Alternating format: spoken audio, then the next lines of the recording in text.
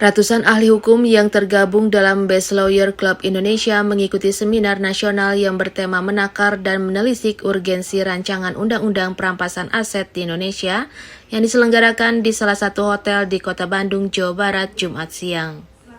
Kegiatan ini bertujuan untuk meningkatkan kualitas tentang perhukuman di Indonesia, khususnya perampasan aset. Dalam kegiatan ini turut dihadiri oleh ahli hukum KPK terkait rancangan undang-undang perampasan aset.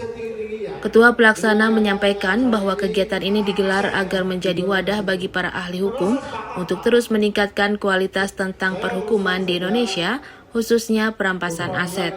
Kita melakukan seminar nasional yang konsepnya tentu tentang masalah hukum, karena hukum adalah bagian dari organisasi ini, yaitu The Best Lawyer Club Indonesia, dan kemudian kita pun merayakan HUT BLCI yang ke-11. Jadi dengan wadah BLC ini, dengan lintas organisasi ini, kita semua tetap mengharapkan atau tetap menunggu atau tetap mengupdate hukum-hukum yang harus kita pelajari lebih jauh, hukum yang harus kita ketahui, karena hal itu adalah prinsip bagi kami untuk bisa memberikan yang terbaik tentang hukum.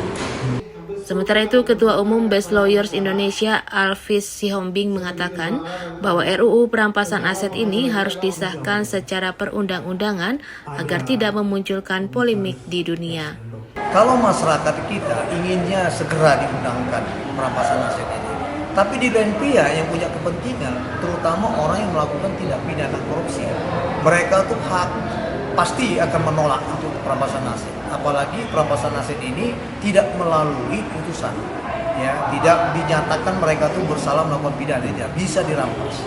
Nah, sehingga berdasarkan Undang-Undang Nomor 1 Tahun 2026, ya, pasal 613 ayat 3, kalau kita ini kan bahwa setiap orang pelaku pidana yang melanggar atau merugikan keuangan negara yang terlebih dahulu harus dilakukan secara perhitungan administrasi.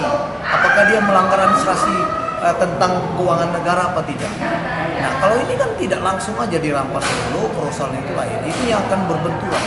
Jadi akan menimbulkan satu polemik hukum di kemudian.